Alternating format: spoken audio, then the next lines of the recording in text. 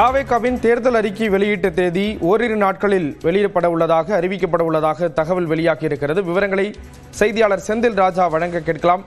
செந்தில் ராஜா, விவரங்களை பகிர்ந்துக்கலாம்.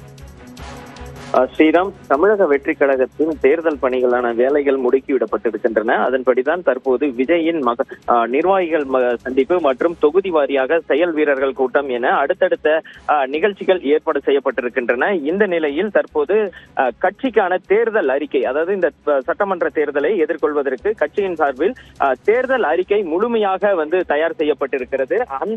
அதன்படி பார்த்தீர்கள் என்றால் இந்த தேர்தல் அறிக்கையானது உழைக்கும் வர்க்கத்தை மையமாக கொண்டு தமிழக வெற்றி கழகத்தின் தேர்தல் அறிக்கை தயார் செய்யப்பட்டிருப்பதாக தகவல் கிடைத்திருக்கிறது. குறிப்பாக பார்த்தீர்கள் என்றால் விவசாயம் மற்றும் விவசாயிகள், மீனவர்கள், தொழிலாளர்கள் போன்ற உழைக்கும் மக்களின் வளர்ச்சி, நலன் ஆகியவற்றை முன்னிலைப்படுத்தி தான் அவர்களுடைய அந்த தேர்தல் அறிக்கையானது தயார் செய்யப்பட்டிருக்கிறது.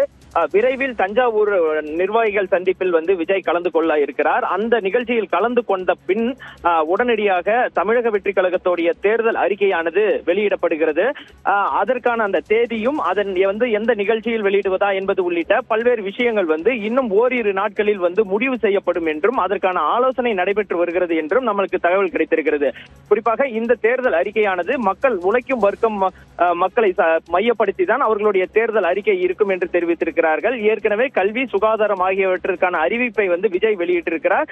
இதற்கு பிறகு அந்த உழைக்கும் வர்க்கம் மக்களை மையப்படுத்திய அந்த தேர்தல் அறிக்கை என்பது தயார் செய்யப்பட்டிருக்கிறது. அது விரைவில் அறிவிக்கப்பட இருக்கிறது. ஸ்ரீராம், விவரங்களை வழங்கியதற்கு நன்றி செந்தில் ராஜா.